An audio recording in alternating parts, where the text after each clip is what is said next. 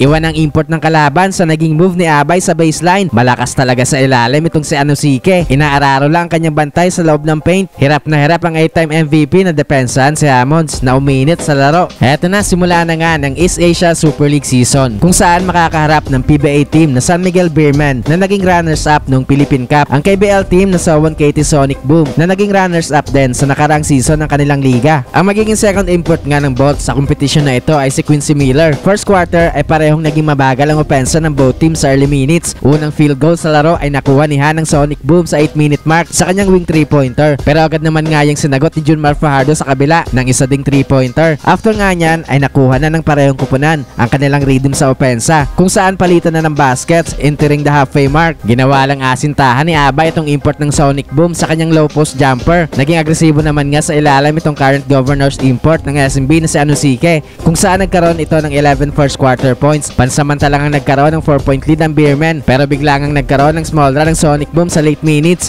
na nagsimula sa turnovers ni Chris Ross na na-convert naman nila sa transition basket. Kaya lamang ng 3 points ang Suwon after ng first frame, 23-20. Second quarter ay palitan ulit ng baskets ang both teams kung saan step up sa opensa ng SMB ang kanilang dalawang import sa kanilang 5 early points. Tuluyan na nga to make over itong si Anosike sa halfway mark kung saan nagkaroon ito ng 7 straight points para makuha ulit ang kalamangan sa Sonic Boom. Nagpaparamdam na din nga itong 3-point king ng PBA na si Marshall Lassiter sa kanyang wing 3-pointer. Bahagyangang nagkaroon ng 6-point lead ang SMB. Nakijoin na din nga sa offensive party itong si Chris Rosales kung saan na-maintain nga ng San Miguel ang kanilang kalamangan. Patuloy din nga ang mainit na opensa ni Anosike. Kaya lamang pa rin nga ng 6 points ang Beermen after ng first half, 43-37. Third quarter ay in control pa ang SMB sa early minutes. Gandang galaw ni Fajardo sa baseline. Inikutan lang itong import ng Sonic Boom na si Hammonds pero bigla nga nagkaroon ng personal run sa Hammonds sa 7-minute mark kung saan nakuha na ng visiting team ang kalamangan. Patuloy nga ang pagloban ng lamang ng Sonic Boom sa halfway mark. Pilit namang binubuhay ni CJ Perez itong opensa ng SMB pero patuloy nga pagpuntos ni Hammonds at napapasok na ulit ni Han ang kanyang mga outside shots. Tuwing magkakaroon nga ng run itong San Miguel ay agad may counter itong si Hammonds na patuloy ang pag-take over sa late minutes. Kaya natapos ang third frame na may 6-point lead ang Suwon, 68-62. Fourth quarter ay patuloy ang paghahabol sa laro ng SMB. Gandang assist ni Chris Ross kay Abay sa ilalim para sa kanyang easy basket pero unstoppable pa rin nga itong opensa ni Hammonds kung saan pinapahirapan sa depensa si Fajardo. Patuloy din nga pagka nasa labas nitong former MVP ng KBL na si Hun. Pero sa halfway mark ay nagkaroon ng spark sa opensa ng SMB. Baba na sa dalawa ang lamang ng Sonic Boom sa naging corner 3-pointer ni Marshall Lassiter. But again may sagot ang Suwon sa ranayan ng SMB. Umabot na nga sa double digit ang laman ng Sonic Boom sa naging tres ni Hammonds. Sa late seconds ay hindi na nga nagkaroon pa ng run ng SMB